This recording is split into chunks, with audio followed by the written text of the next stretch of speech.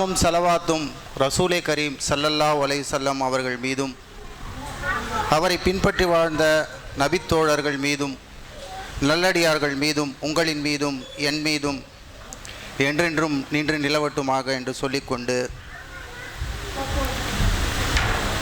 பாவ மன்னிப்பு கேட்காமல் பாவங்கள் மன்னிக்கப்படுவது என்ற தலைப்பில் உங்களோடு சில கருத்துக்களை நான் பேச வந்துள்ளேன். பாவ மன்னிப்பு கேட்காமலே பாவங்கள் எப்படிங்க மன்னிக்கப்படும்? இது என்னுடைய கருத்து அல்ல, திருக்குரான்லேயும் நபிமொழியிலும் இருக்கின்ற கருத்துக்களை நான் சொல்கிறேன். சூரா அன்னிசா 4:31 அல்லாஹ் சொல்கிறான், உங்களுக்கு தடை செய்யப்பட்ட பெரும் பாவங்களை தவிர்த்து வாழ்ந்தால் உங்களுடைய சின்னஞ்சிறு தவறுகளை உங்கள் கணக்கிலிருந்து நாம் நீக்கிவிடுவோம், மேலும் உங்களை கண்ணியமான இடத்தில் நுழைய வைப்போம். ஆகவே உங்களுடைய பாவங்களையும் மன்னிக்கின்றான், அடுத்ததாக உங்களை கண்ணியமான இடத்தில் நுழைய வைப்பான் என்று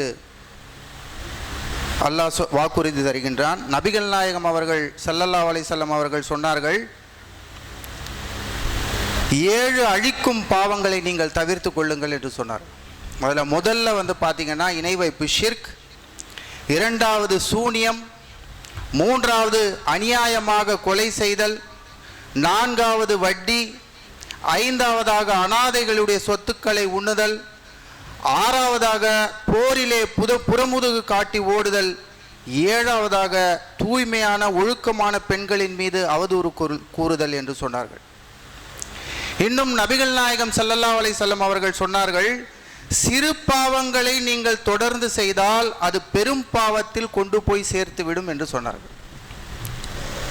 ஒருத்தர் தொடர்ச்சியாக மது குடிக்கிறாரு, பண்ணிக்கிட்டே இருக்காரு அப்படின்னா அது பெரும் பாவத்தில் கொண்டு போய் சேர்த்து. அதே போல் ஒருத்தர் தொடர்ச்சியாக பொய் பேசிக்கிட்டே இருக்கார், சின்ன சின்ன விஷயங்களுக்கு பொய் பேசிக்கிட்டே இருக்கார். உதாரணத்துக்கு இன்றைக்கி நம்ம பார்த்தோன்னா வியாபாரத்தில் அதிகமாக பொய் பேசுவாங்க.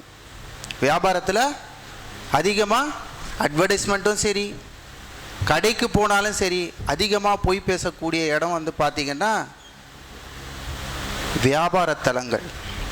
அல்லாஹ் அதை சொல்லும்போது எப்படி சொல்கிறேன்னா, அந்த சூறாவை ஸ்டார்ட் பண்ணும்போது வயல் என்கின்ற வார்த்தையை பயன்படுத்துகிறான். வயல் என்றால் மிகப்பெரிய கேடு, நரகத்தில் மிகப்பெரிய வேதனை இருக்கிறது, அதற்கு பேர் அல்லாஹ் சொல்கிறான் வயல். மிகப்பெரிய தண்டனை யாருக்காவது கொடுக்கணுன்றா வயல் என்ற நரகத்தில் போடுவது. வயலில் முத்தஃபீன் என்று சொல்கிறான். அவர்கள் அளந்து கொடுக்கும் விஷயத்தில் குறை வைத்து செய்கிறார்களே அவர்களுக்கு மிகப்பெரிய கேடு என்று அல்லாஹ் சொல்கின்றான். அவர்கள் மற்றவர்களிடத்தில் வாங்குகின்ற போது முழுமையாக அளந்து வாங்குறாங்களாம், முழுமையாக அளந்து வாங்குகிறார்கள். இவர்கள் மற்றவர்களுக்கு கொடுத்தால் எக்ஸிரூன் குறைத்து விடுவார்கள். வியாபாரிகளுக்கு இது ஒரு பெரும் சோதனையான ஒரு வசனம். இஸ்லாம் சொல்கிறது, வியாபாரம் ஆரம்பித்தவுடன் எனக்கு ப்ராஃபிட் வரணும், இந்த சிந்தனை ஒரு முஸ்லீம் வியாபாரிக்கு வரக்கூடாது என்று இஸ்லாம் சொல்கிறது. ஒவ்வொருவருக்கும் அல்லாஹ் சொர்க்கம் செல்ல ஒரு வாய்ப்பு கொடுத்துள்ளான். பிஸ்னஸ் பீப்புளுக்கு என்ன தெரியுமா, அந்த தில்லு முள்ளு செஞ்சுட்டு தஹஜுத் நான் தொழுகிறேன், நான் இஷ்ராக் தொழுகிறேன், அவங்களுக்கு கொடுக்கின்ற பிஸ்னஸின் மூலமாக தான் அவங்க சொர்க்கத்துக்கு போக முடியும். அவங்களுக்கு கொடுக்கப்பட்ட அந்த பிஸ்னஸ் மூலமாக தான் அவங்க நரகத்தை தேடிப்பாங்க. அல்லாஹ் காப்பாற்றணும். ஒரு ஆலிம் 28 வயசு ஆலிம் ஒரு புனிதமான இடத்துக்கு போகிறார். புனிதமான இடத்துல போகும்போது அங்கே என்ன ஆகுதுன்னா, ஒரு விதவை பெண் தங்கம் வாங்கியிருக்காங்க ஒரு கடையில். விலையை குறைச்சி கேட்டிருக்காங்க. அந்த கடைக்காரரை விலையை குறைச்சி கொடுத்துட்டார். அடுத்த நாள் வேற ஒரு கடைக்கு போயிட்டு அவங்க நகை வாங்க போகிறாங்க. அப்போ அவன் விலையை அதிகமாக சொல்கிறான். அப்போ இவங்க கேட்குறாங்க, இந்த விலைக்கு எனக்கு கொடுங்க அப்படின்னா, இந்த விலைக்கு மார்க்கெட்டில் எங்கேயுமே கொடுக்க முடியாதுங்க அப்படின்னு சொல்லிட்டு அந்த கடை, இல்லையே நேற்று வாங்கினேனே, இந்த கடையில் வாங்கினேன். எவ்வளோ வாங்கினீங்க? அவங்க 4 சவரன் ஏதோ, அதுவும் விதவை பெண் தான் சம்பாதிச்ச அந்த காசையெல்லாம் சேர்த்து வச்சு அவங்க வந்து ஒரு 32 கிராம் வாங்கிட்டேன் அப்படின்னு சொல்லிட்டு சொன்னாங்க. சரி அதை கொடுங்க அப்படின்னு சொல்லிட்டு எடை போட்டு பார்த்தா 24 கிராம் தான் இருக்குது. 24 கிராம். அழுகுறாங்க. ஆலிம் 28 வயசு ஆலிம் நிற்கிறாரு. புனிதமான இடம், சண்டை போட முடியாது, ஆனால் ஏதாவது செஞ்சுதான் ஆகணும், சும்மா வாயை மூடிட்டு இருக்க முடியாது. அப்போ அவர் என்ன பண்ணுறாருன்னா, உடனே சரி நான் அரபியில் பேசுகிறேன்னு சொல்லிட்டு அந்த கடைக்கு போகிறார். கடைக்கு போயிட்டு வேறு மக்கள் வாங்குறாங்க இல்லையா, அந்த நகையை பார்த்துட்டு அவங்கக்கிட்டேருந்து வாங்கி எடை போட்டு பார்த்தா அதில் கம்மியாக இருக்கும், மாட்டிக்கிட்டார் அந்த ஆள். உடனே போலீஸ்க்கு ஃபோன் பண்ணார் அந்த ஆலிம். ஃபோன் பண்ண உடனே வந்தாங்க. அந்த நேற்று நடந்த அந்த வியாபாரத்தில் எவ்வளோ பணம் வாங்கி அந்த பணத்தை எல்லாத்தையும் கொடு அந்த பெண்ணுக்கு அப்படின்னு சொல்லிட்டு சொன்னாங்க. அப்புறம் கொடுக்கப்பட்டது. அந்த இடத்துல அந்த ஆலிம் வாயை மூடிக்கொண்டிருந்தால் என்ன நடந்திருக்கும்? எதுவுமே அந்த புனிதமான இடம், சண்டை போடக்கூடாதுன்னு நினச்சிருந்தான்னா அந்த பெண்ணுடைய வருமானம், கஷ்டப்பட்டு சம்பாதிச்ச வருமானம்லாம் போயிருக்கும். ஆகவே கடையில் வேலை செய்பவருடைய உரிமை அது எவ்வளவு தரணுமோ அதை சரியாக கொடுக்கணும்.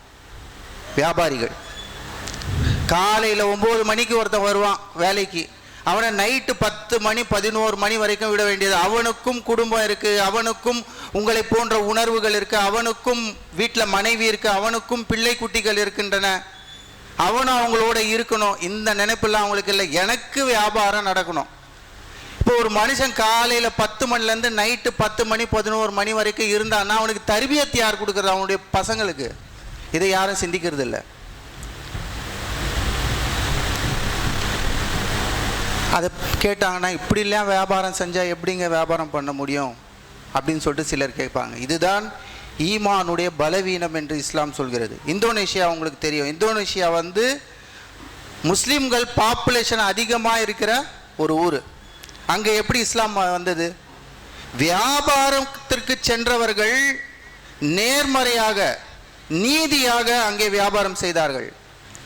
வியாபாரி எப்படி இருப்பாங்க என்றால், வேலை செய்யறவரும் வேலை வாங்குறாருல, வேலை செய்கிறவரும் வேலை வாங்குறவரும் சகோதரர்களை போல இருப்பாங்களாம். சகோதரர்களை போல் 2 பேரும் சேர்ந்து சாப்பிடுவாங்க. சேர்ந்து சாப்பிட வித்தியாசம் பார்க்க முடியாது. அவரிடம் கேட்டால் பொய் சொல்லாமல் எப்படிங்க வியாபாரம் செய்கிறது அப்படின்னு சொல்லி கேட்பாங்களா அவங்கக்கிட்ட. பொய் சொல்லாமல் எப்படி வியாபாரம் பண்ணுறது? யாராவது வந்து பொருளை கொடுத்தாங்கன்னா, வாங்கின்னு போன பொருளை வேணாமா, சரி கொடுங்க நான் வாங்கிக்கிறேன் அப்படின்னு சொல்லிட்டு பணத்தை திருப்பி கொடுத்துருவாங்களாம். ஏன் இப்படி வியாபாரம் பண்ணுறீங்க அப்படின்னு சொல்லி அந்த வியாபாரிகளிடம் கேட்டபோது, நாங்கள் இந்த உலகத்தில் வந்தது இந்த உலகத்தில் ப்ராஃபிட் வாங்குவதற்காக அல்ல, மாறாக உலகத்தை கொடுத்து மறுமை வாங்க வேண்டும் என்பதற்காக எனக்கு நபிகள் நாயகம் ஸல்லல்லாஹு அலைஹி வஸல்லம் சொல்லி கொடுத்து விட்டு சென்றார்கள் என்று அந்த வியாபாரிகள் சொல்லுவாங்களாம். இப்படி தான் இந்தோனேஷியாவில் இஸ்லாம் வந்தது. அப்போ அவங்க சொல்லுவாங்களா, இந்த வியாபாரத்துடைய முதல் கிரைட்டீரியா என்ன தெரியுமா? நபிகள் நாயகம் சொன்னது, பொய் சொல்லாமல் வியாபாரம் செய்வது. அப்படி பொய் பேசாமல் வியாபாரம் செய்தால் நானும் அந்த வியாபாரியும் மறுமையில் இப்படி இருப்போம் என்று நபிகள் நாயகம் தன்னுடைய 2 விரல்களை சேர்த்து காண்பித்தார்கள். பெரிய விஷயங்க, பெரிய விஷயங்க, இது பெரிய விஷயம், சாதாரண விஷயம் கிடையாது. அப்போ அவர்களிடம் சொல்லுவாங்க, இப்படியெல்லாம் நீங்கள் வியாபாரம் செஞ்சால் வியாபாரத்தில் முன்னேற முடியாதுங்க அப்படின்னு சொன்னால் அவங்க சொல்லுவாங்களா, நாம் எங்கே இருந்தோம் எங்கே வந்துட்டோம், மக்காவிலிருந்து இந்தோனேஷியா வரை வியாபாரத்தில் தான் நம்ம முன்னேறி வந்திருக்கோம் அப்படின்னு சொல்லுவாங்க. வியாபாரத்தில் தானே முன்னேறி வந்திருக்கோம். அது அல்லாவும் அவருடைய தூதரும் சொன்னபடி நாம் செய்தோமேயானால் அவங்க சொல்லுவாங்களாம், உலகத்தில் இருக்கிற அனைத்து வஸ்துவும் அல்லாவும் அவருடைய தூதரும் சொன்னபடி வாழ ஆரம்பித்த உடனேயே உலகத்தில் இருக்கிற ஒவ்வொரு வஸ்துவும் ஒவ்வொரு ஆன்மாவும் நமக்கு உதவி செய்ய ஆரம்பித்து விடும். நம்புறீங்களா அப்படின்னு சொல்லி கேட்பாங்க. நீங்கள் அல்லாவும் அல்லாவுடைய தூதரின்படி நீங்கள் வியாபாரம் செய்ய ஆரம்பிக்கிறீங்க, வாழ ஆரம்பிக்கிறீங்கன்னா அப்படிதான் படைக்கப்பட்டிருக்கிறதுன்னு சொல்லுவாங்களாம். உலகத்தில் உள்ள அனைத்து வஸ்துக்களும் அனைத்து ஆன்மாக்களும் உங்களுக்கு உதவி செய்ய ஆரம்பித்து விடுவோம், நீங்கள் நம்புறீங்களா அப்படின்னு சொல்லி கேட்பாங்க. மன்னரே முஸ்லீம் ஆனார். படையெடுத்து வெற்றி கொண்டு வாள் செஞ்செல்லாம் மன்னர் அங்கே இந்தோனேஷியாவில் முஸ்லீம் ஆகலைங்க. வியாபாரிகளை பார்த்து அவர்கள் கலிமா சொன்னார்கள், லா இலாஹா இல்லல்லா முஹம்மது ரசூலுல்லாஹ். ப்ராஃபிட் அப்புறம் ரூபாய் வாங்கினாலும் ஹலாலாக நாங்கள் வாங்குவோம் என்று அந்த வியாபாரிகள் இருந்தார்கள். இங்கே சென்னையில் நடந்த ஒரு விஷயம், இன்னோவா வண்டி வந்து பழைய குவாலிஸ் வண்டி வருது கண்ணாடியை மாற்றுங்கன்னு சொல்லிட்டு அந்த ஓனரை பார்த்து சொல்கிறாரு. ஓனர் அந்த பையனை விட்டு என்னப்பா செக் பண்ணுப்பா அப்படின்னு சொன்னால், ஒன்றும் இல்லைங்க, அந்த செக் பண்ணி பார்த்துட்டு 50 ரூபாய்க்கு பேஸ்டிங் பண்ணிட்டா சரியாயிடும் அப்படின்னு சொல்லிட்டு ஓனர்கிட்ட சொல்கிறாரு. ஓனர் வந்து கஸ்டமர்கிட்ட சொல்கிறாரு, கண்ணாடி மாற்ற தேவையில்லை, நல்லா தான் இருக்குது கண்ணாடி, இல்லை மாற்றிடுங்க, மாற்றுறானா மாற்ற தேவையில்லை, பேஸ்டிங் பண்ணால் சரியா, எவ்வளோங்க, 150 ரூபா ஆகும். அந்த பையன் கேட்குறானா, பையா ஐசா கரேகா தோ கைசா பேப்பார் கரேகா, இந்த மாதிரி வியாபாரம் செஞ்சால் எப்படிங்க வியாபாரம் நடக்கும், சபர் கரோ சொன்னாராம். சபர் கரோ. அடுத்த 1 மணி நேரத்தில் இன்னொரு வண்டி வருது, இதை விட 2 மடங்கு ப்ராஃபிட் அவருக்கு கிடைக்குது, இதை விட 2 மடங்கு ப்ராஃபிட். அப்போ யாருக்கு அல்லாஹ் வந்து கேட்கிறான், இப்படி ஏமாற்றி பொய் பேசி வியாபாரம் செய்கிறார்களே அவர்களுக்கு நம்பிக்கை இல்லையா, மறுமை நாளில் நாம் எழுப்பப்படுவோம் என்ற நம்பிக்கை இல்லையா என்று அல்லாஹ் கேட்கிறார். அப்போ யாருக்கு மறுமையின் மீது நம்பிக்கை இல்லையோ அவர்கள் வியாபாரத்தில் இந்த மாதிரி மோசமான விஷயங்களை செய்வார்கள். நம்ம ஆள் ஒருத்தர் சைனாக்கு போனார். சைனாக்கு போயிட்டு ப்ராடக்டை வந்து செலக்ட் பண்ணோம். எல்லாமே போகும்போதே இங்கேருந்து அந்த சைனாக்காரனை ஒவ்வொரு ஹோட்டலுக்கு கூப்பிட்டு போகும்போது, இதை ஹலால் ஹோட்டலா, இதை ஹலால் ஹோட்டலா, நான் சாப்பிட முடியுமா கேட்டுக்கிட்டே இருப்பாராம். வியாபாரம்லாம் முடிஞ்சு அந்த இன்வாய்ஸ் போடும்போது சொல்கிறாராம், எனக்கு $1 எக்ஸ்ட்ரா வச்சு போட்டுட்டு அந்த $1 எனக்கு கொடுத்துருங்க, கிட்டத்தட்ட 1,00,000 பீஸ் ஆர்டர், $1,00,000 எனக்கு தனியாக கொடுத்துருங்க அப்படின்னு சொல்லி. அப்போ அந்த சைனாக்காரன் கேட்டானா, இது ஹலாலான்னு கேட்டானா, இது ஹலாலா, சாப்பிட்றது கேட்டியப்பா,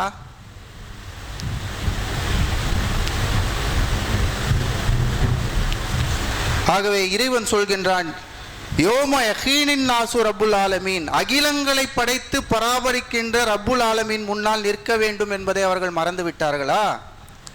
அறிஞர்கள் சொல்கிறார்கள், எத்தனை வருஷம் நிற்கணுமா அல்லாஹ் முன்னாடி, 1000 வருடங்கள் என்று சொல்கிறாங்க. 1000 வருடம் அல்லாஹ் கியூவில் நிற்கணுமா, அல்லாஹ்வுக்காக காத்துக்கிட்டு கியூவில் நிற்கணும். சில அறிஞர்கள் சொல்கிறார்கள் 330 வருடம். 330 வருஷம் நமக்கே இல்லைங்க அந்த ஏஜ், இந்த உலகத்தில் 330 வருஷம் நிற்கணுமா.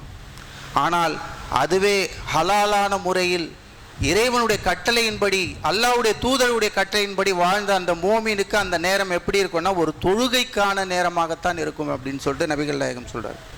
சிஜ்ஜீன் என்கிற அந்த புத்தகம் எடுக்கப்படும். சிஜ்ஜீன் என்பது ஆலிம்கள் சொல்கிறார்கள், அது 7 பூமியின் அடியில் அங்கே ஷைத்தான்களும் ஜின்களும் இருக்கக்கூடிய இடத்துல இருந்து அந்த புத்தகத்தை எடுத்து கொடுப்பாங்களாம். தீமைகள் நிறைந்த அந்த புத்தகத்தை எடுத்து கொடுப்பார்கள். ஆகவே அவருடைய உள்ளம் குறிப்பாக அசுத்தமாகிவிடும் என்று அவர்கள் சொல்கிறார்கள், அசுத்தமாகிவிடும்.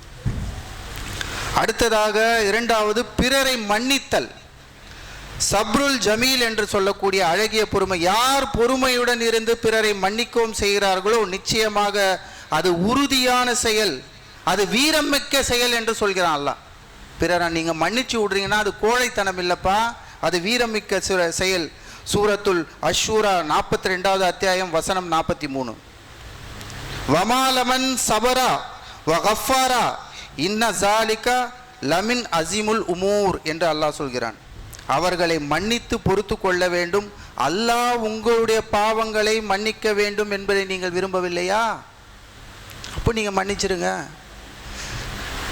அல்லாஹ் மாபெரும் கிருபையாளனாகவும் மன்னிப்பவனாகவும் இருக்கின்றான் என்று இறைவன் சொல்கின்றான். ஆகவே அல்லாஹ்வுக்கு பிடித்த குணம் பொறுமை, பிடிக்காத குணம் பெருமை, பிடிக்காத குணம் பெருமை. பொறுமையாக இருங்கள், நிச்சயமாக அல்லாஹ் பொறுமையாளர்களுடன் இருக்கின்றான் என்று சூரத்துல் அன்ஃபாலில் அல்லாஹ் சொல்கிறான் 8:46. பொறுமையுடன் இருந்தால் அல்லாஹ்வின் உதவி வரும், இல்லை என்றால் உங்களிடத்தில் பலவீனம் வரும் என்று சொல்கிறான். பலவீனம் வரும். அடுத்து நபிகள் நாயகம் அவர்களை பின்பற்றுதல். அடுத்ததாக பாவங்கள், பாவ மன்னிப்பு கேட்காமலே பாவங்கள் மன்னிக்கப்படுகிறதுக்கு ரொம்ப லேசானது எது தெரியுமா? நபியே மக்களிடம் நீர் கூறுவீராக, சூரத்துல் ஆலே இம்ரான் 3:31. நீங்கள் அல்லாவை நேசிப்பவர்களாய் இருந்தால் என்னை பின்பற்றுங்கள். பாருங்க, அல்லாவை நேசிக்கணும், நபிகள் நாயகத்தை நேசிக்கணும் சொல்ல, நல்ல அந்த வார்த்தைகள், நபிகள் நாயகத்தை பின்பற்றுங்கள்.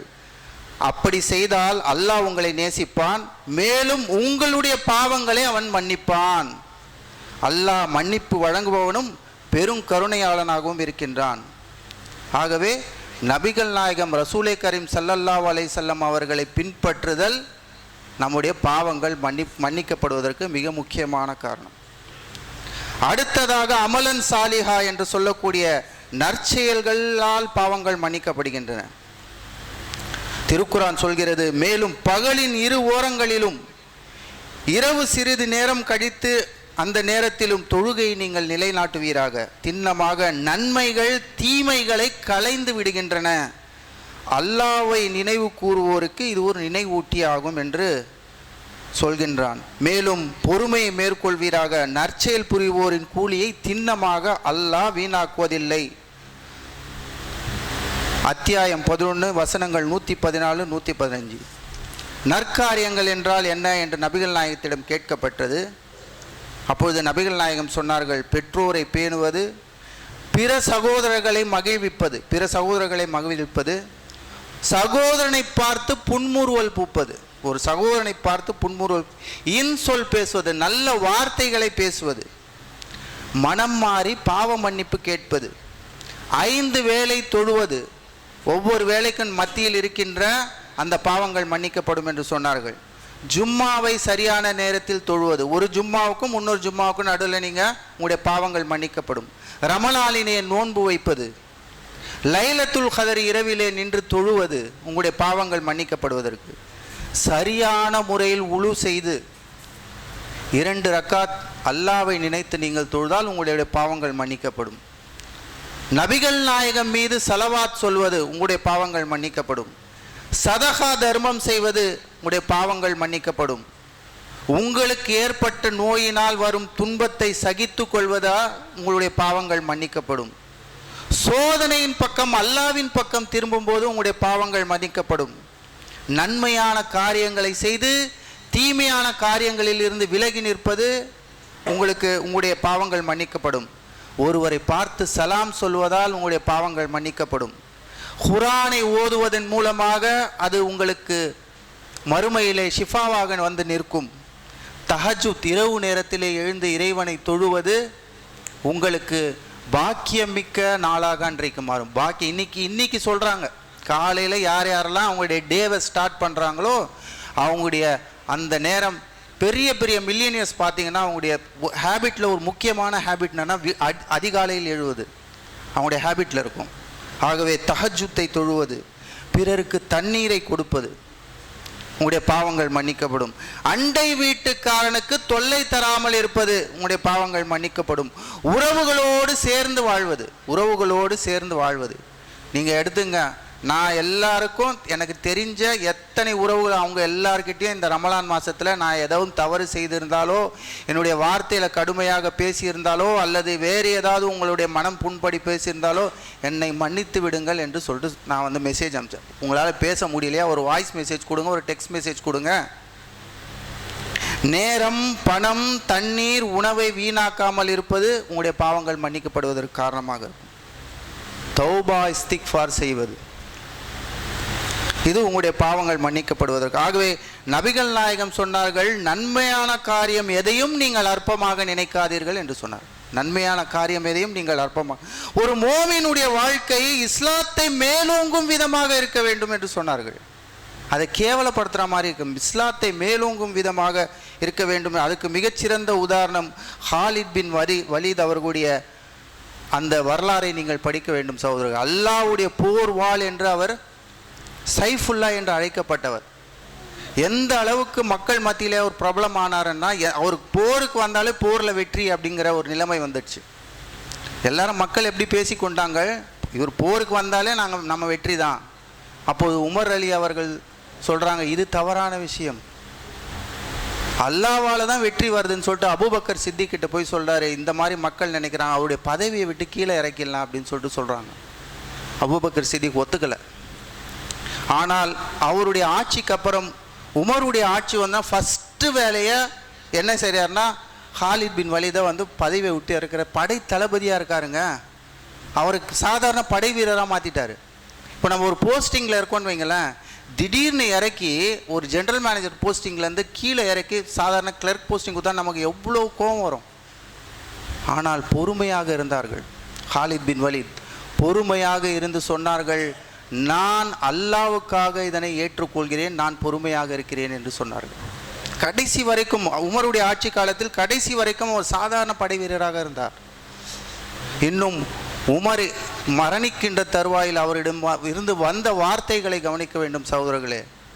உமரை பார்த்து சொன்னாராம், இனி உமரை போன்ற ஒரு நபரை எந்த பெண்ணாலும் பெற்றெடுக்க முடியாது அப்படிங்கிற ஸ்டேட்மெண்ட்டை கொடுத்தாருங்க.